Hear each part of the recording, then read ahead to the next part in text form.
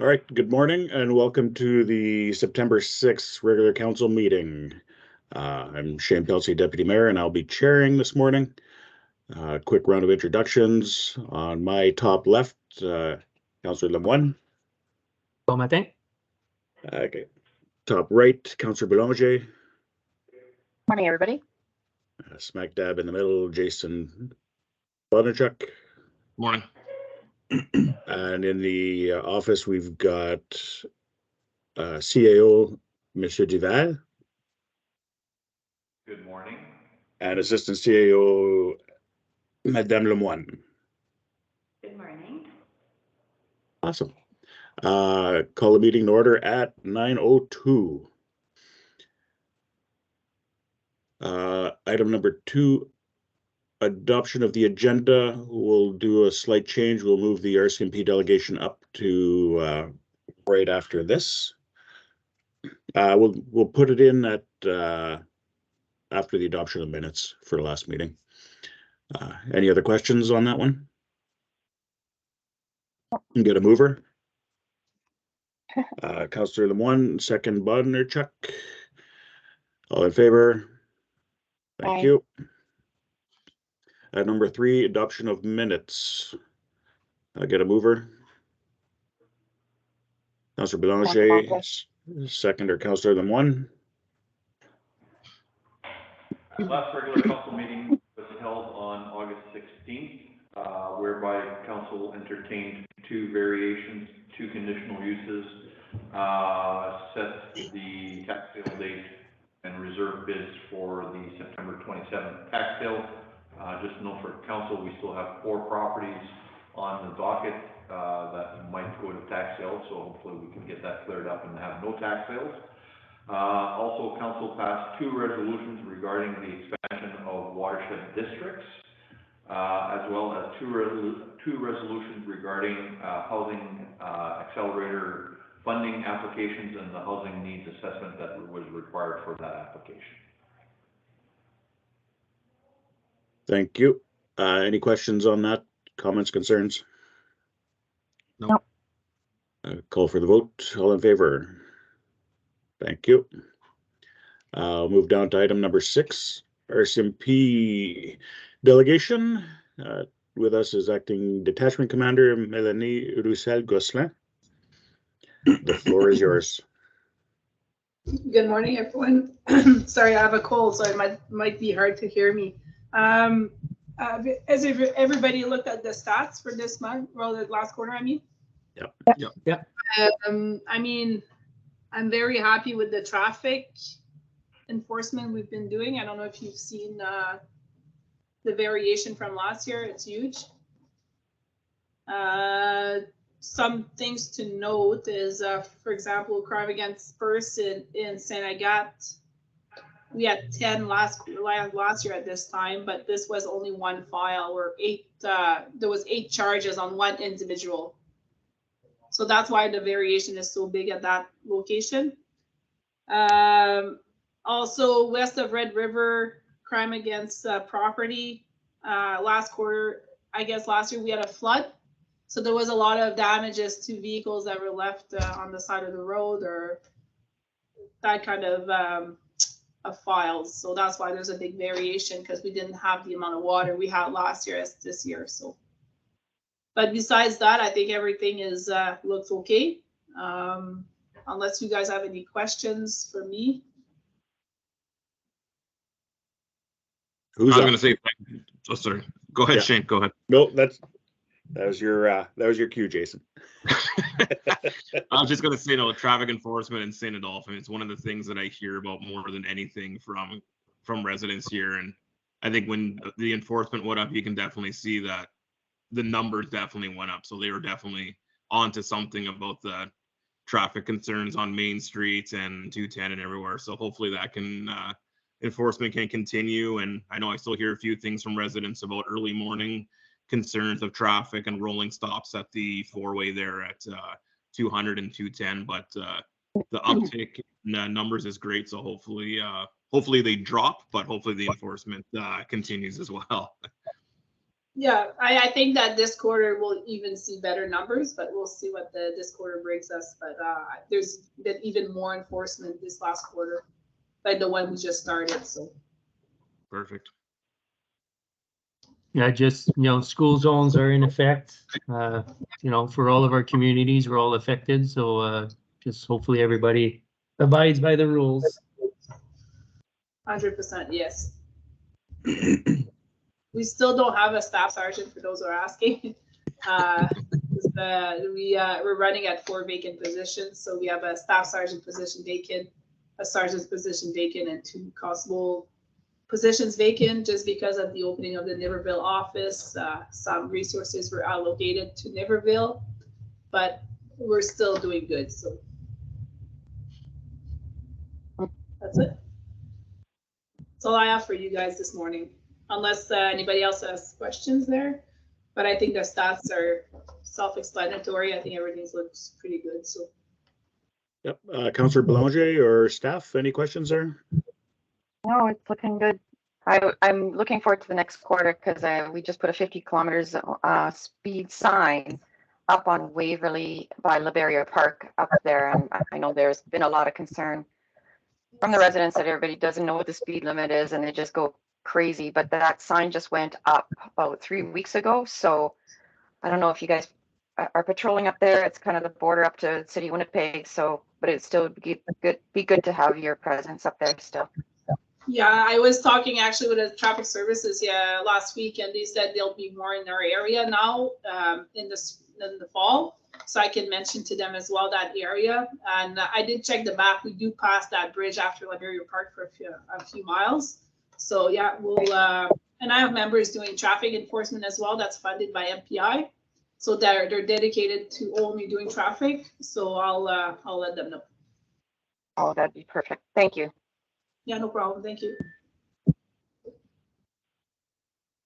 I'm good here. Thank you for your time this morning, Melanie, and have a great rest of the day.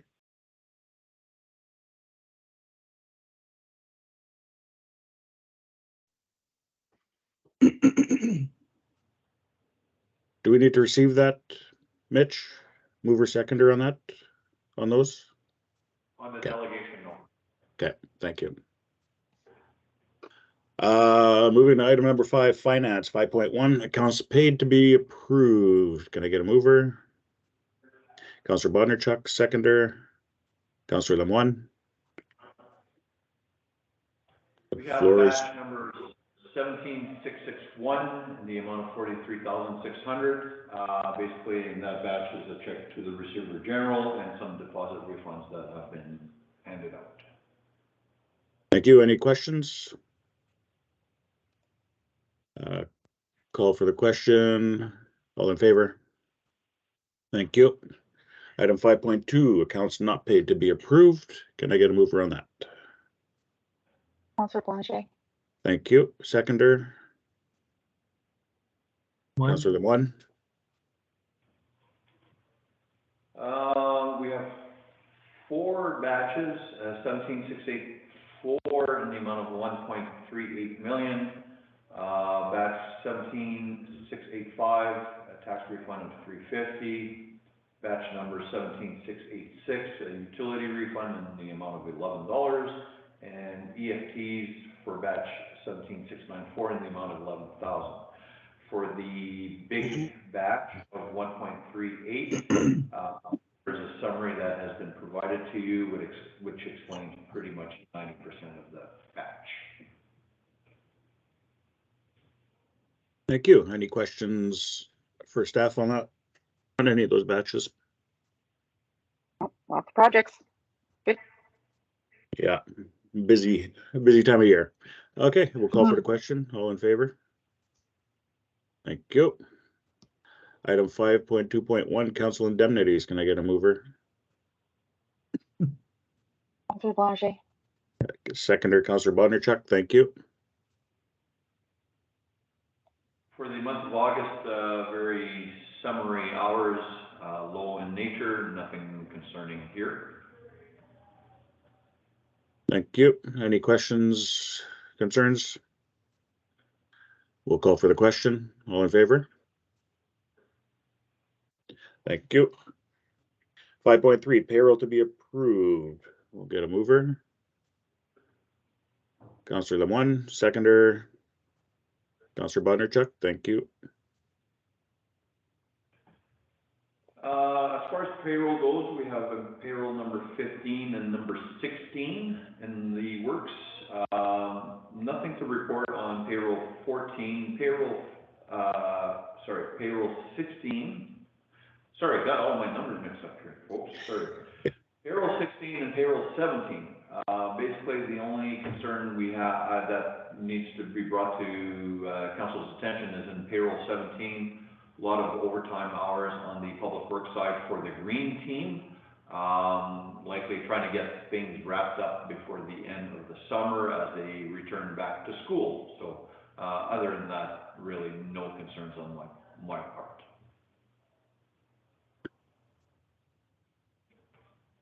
Okay, any questions there? Seeing none, I'll Nope. call for the question. All in favor? Thank you. Item 5.4, signing authority. Get a mover. Counselor Bondarchuk, second Counselor Boulanger, thank you.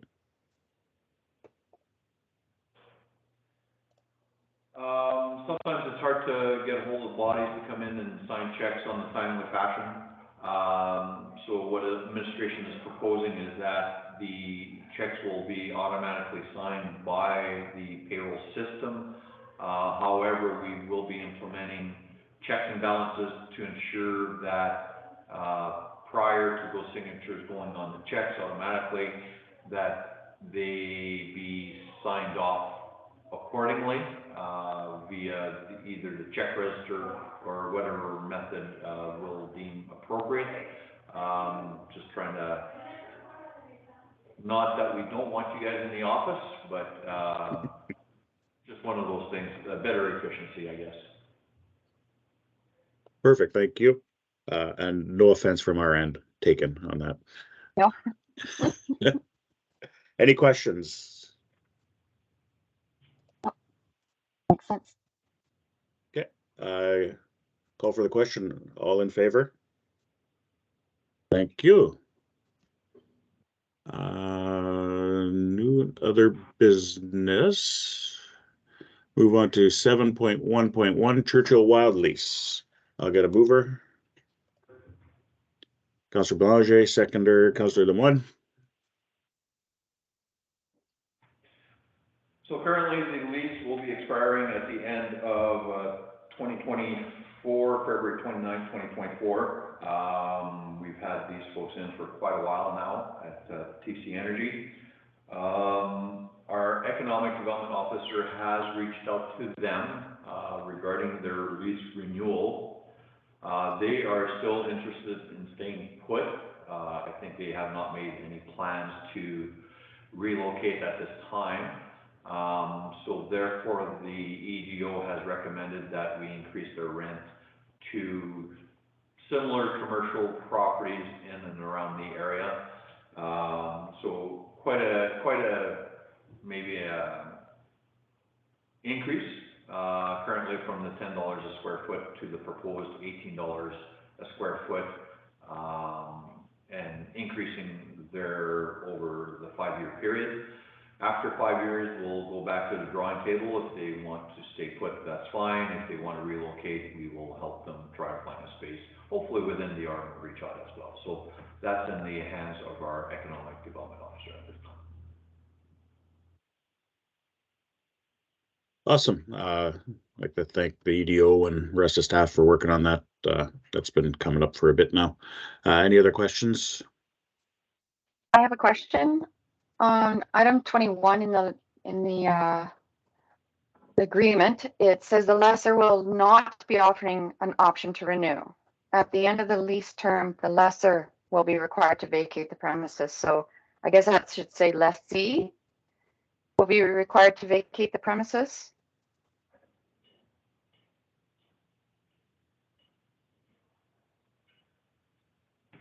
The lesser will not be But I- offering.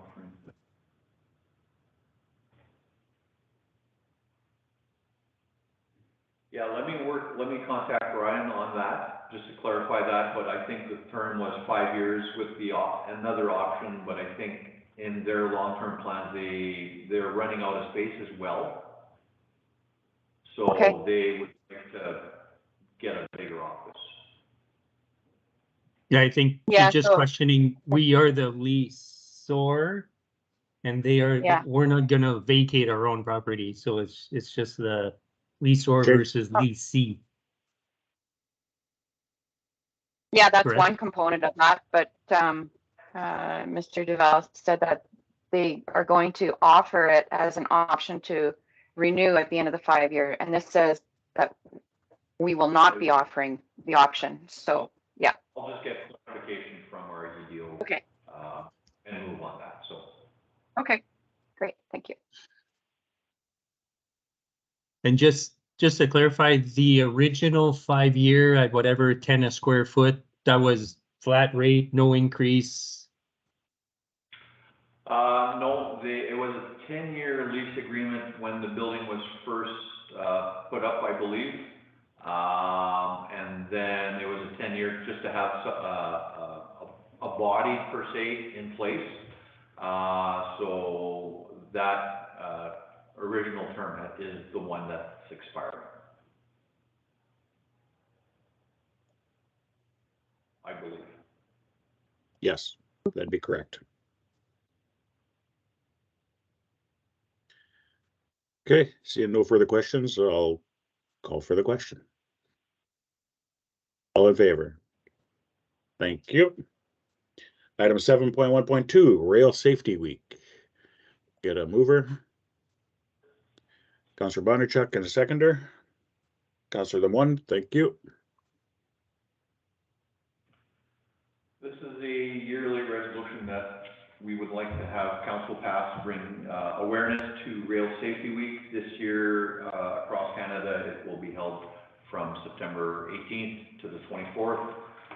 We do realize that there are many accidents throughout Canada involving trains and motor vehicles, so just a reminder to everybody to drive safe, be safe out there. Thank you. Awesome. Call for the question. All in favor? Thank you. 7.1.3, 2024 Board of Revision, appointment of board. Get a mover, please. Councillor Boulanger. Okay, seconder, Councillor Bondarchuk, thank you. So as in past years, council has the flexibility of either putting all members of council on the board of revision or having some members at large as well participating on the board. So similar to past years, we've got 2 at-large members with 3 council members. At-large members, Tom Tenhoff and Wayne Hatfield, who have previously participated, as well as for council, Councillor Bondarchuk, Councillor Lemoine, and Councillor Boulanger will be the team for the Board of Revision for the 2024 assessment role. Thank you, Mr. Duval. Any questions? I'm here. Okay, call for the question. All in favor? Thank you. 7.1.4, Valley Fiber offer to purchase. I'll get a mover. Councillor Lemoine, seconder. Councillor Boulanger.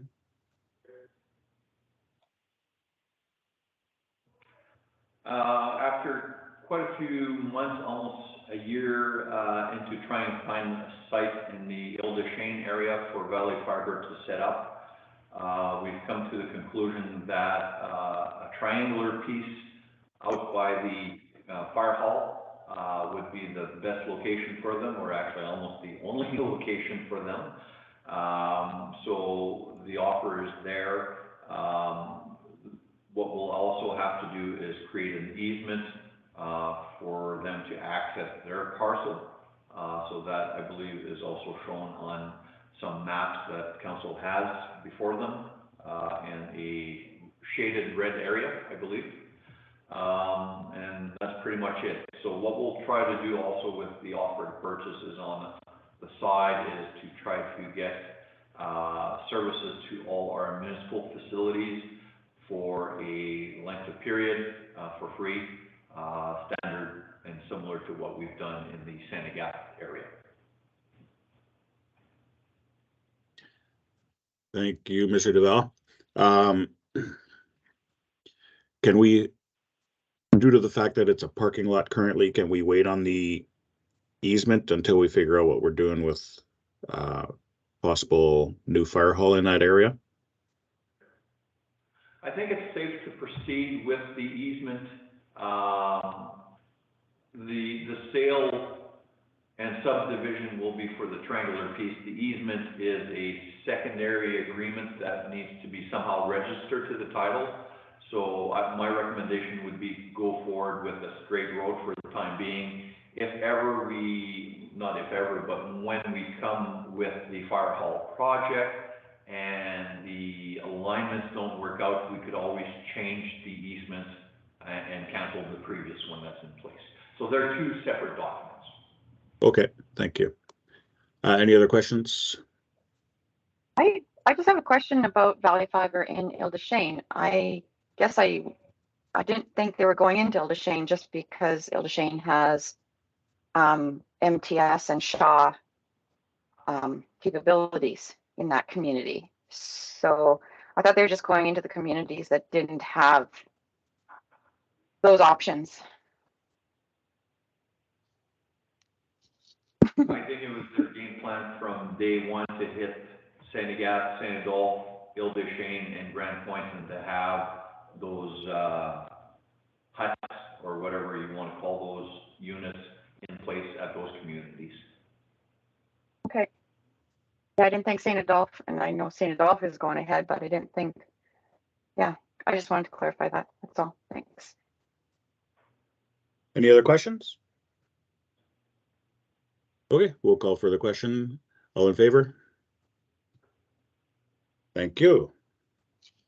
Item 715, Terracon Development Agreement. Got a mover?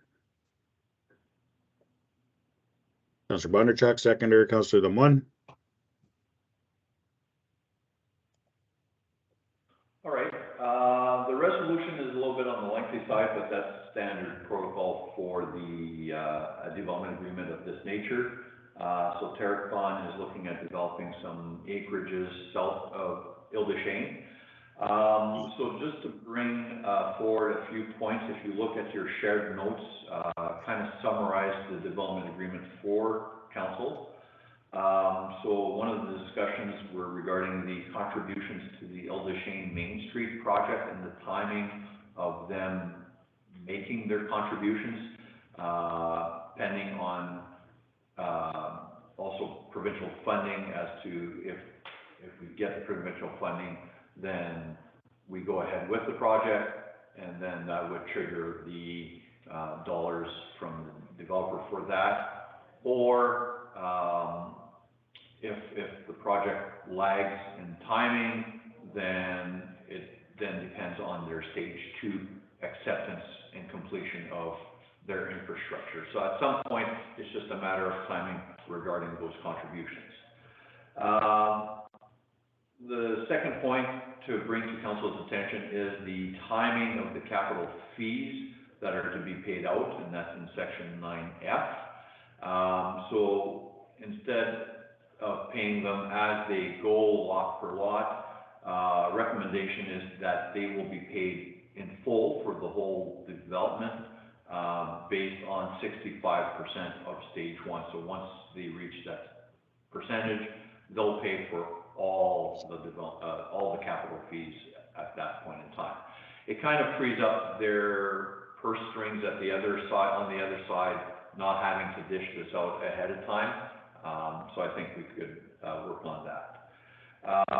Section 17 deals with the fence requirements. I know that along Glencoe and Rosie Bloom, the developers were talking about putting a fence there to create their community as part of public hearings, not public hearings, but public consultations that we've had. Schedule L still needs a little bit of tweaking, but we're pretty much 95% there regarding the reimbursements of costs. So they'll come in and bring in services, water, sewer, drainage. If there's other properties that benefit from this, developer will be reimbursed accordingly based on engineering formulas that have been created for that purpose. As well as the letter of credit, those are based on the engineering assessments, as always. And the utility capital fees are set based on the negotiations that we've gone through with the daycare for the purchase, not the purchase, but the daycare lot. And the daycare apparently is opening next week, so that is moving along quite well. So that's the overall summary of the development agreement. Hope to have council's blessing on this, even though there's one item left to be tweaked. If you grant me permission to work on that and move forward, we will then proceed with appropriating proper signing authority on the matter.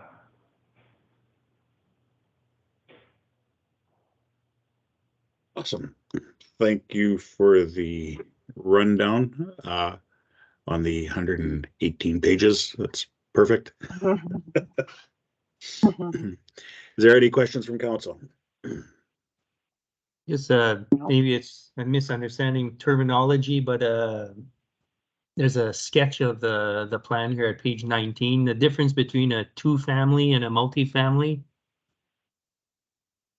Are those side by sides versus row housing or something? Or okay. Yeah, there would be a different option on the. Hang on, let me just look at the. Family is usually a side by side. A multi-family is then could be considered as 4 of those units all attached, or apartments upright as well. So. Okay. Thank you. Any other questions there? All right, we'll call for the question. All in favor? Thank you. Item 7.1.6, appointment of auditor. Call for, sorry, get a mover. Councillor Bondarchuk, seconder. Councillor Lemoine. Not sure why the act needs to reflect that we appoint the auditor on a yearly basis. We tend to do it on a 4-year term or something of that nature, but municipal act is a municipal act. So we are recommending that we proceed with the Exchange Group. I believe this will be their 3rd fiscal period to look at. We did reach out yesterday regarding the follow-up to the 2022 audited statements, and the head accountant there is reviewing those as we speak. So hopefully we will have something in late September, early October to present to council. Perfect. I see that we're late by 6 days, according to the act. Maybe we should just put this in our calendar for January meetings and get it out of the way. Any other questions? All right, we'll call for the question. All in favor? Thank you. Notice of motion, nothing in that one. Item 10, adjournment. Unless I've missed anything, staff. Thank you. Get a mover. Councillor Blanchet? Councillor Blanchet, thank you. Seconder. Councillor Bondarchuk, all in favor? Perfect. We will close the meeting at 9:30 a.m. You all have a wonderful day, and we'll talk to you soon. You may stop recording.